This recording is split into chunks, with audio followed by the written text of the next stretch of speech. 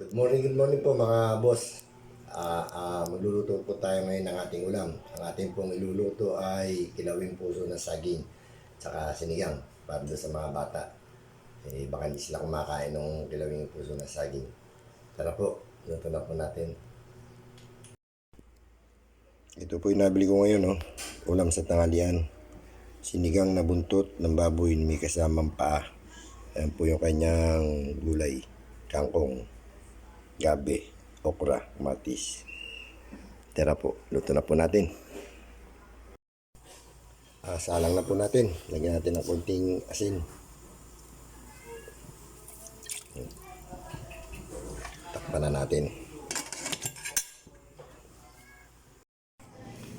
Ito po, meron pa tayo niluto. Kilawing puso ng saging. Ayan. Tara po, mamaya kain natin yan. Nilagay ko na po yung ating okra. Ayan po. Lagyan na rin natin yung ating kangkong. Ayan po siya.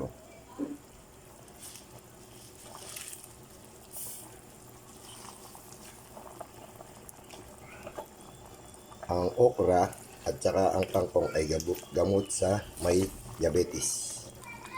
Ayan po. Antayin na lang po natin maluto. Kakain na tayo. Ayan po, luto na po yung ating ulam ngayon. Pwede na po tayo kumain. Tara po. Kain na po tayo.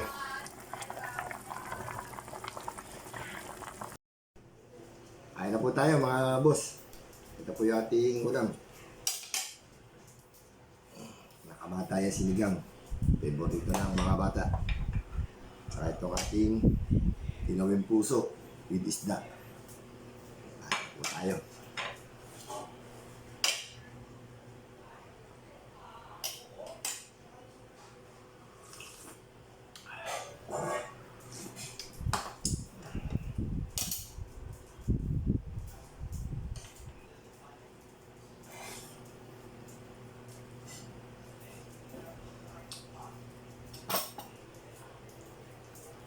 Yeah.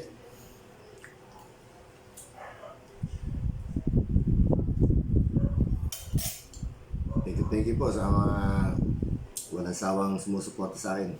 Maraming salamat po. Hindi po kalilimutan. Follow, like, share, subscribe. Ayan po tayo.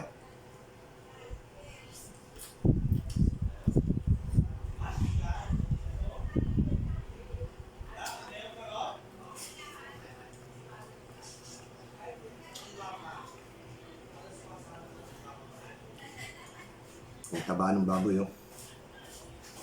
kapal.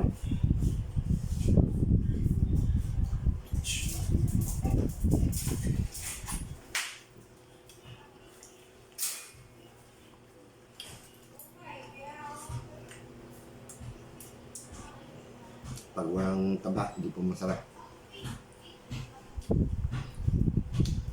Ito po yung buntot. Di parang gano'n siya ngayon. Ano yung lupsan? Pinakausap po ako ng anak ko. Ano yung lupsan? Nasa akin susi ka. Yan po yung panganay. Sabi ko, hindi ko. Ay, nako.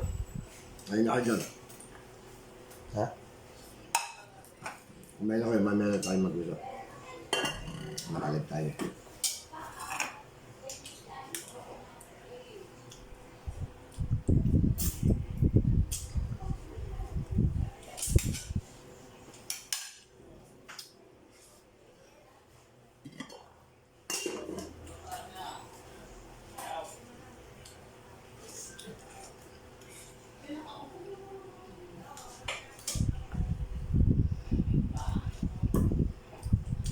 Ito po yung paa ng baboy.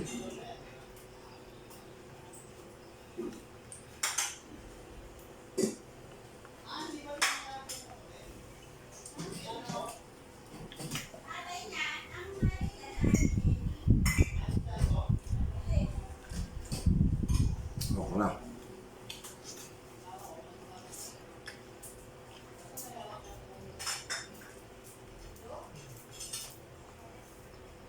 Tsaka gabi. Ito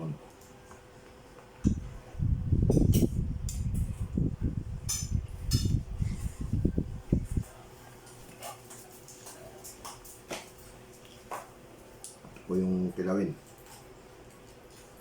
Kilawin puso.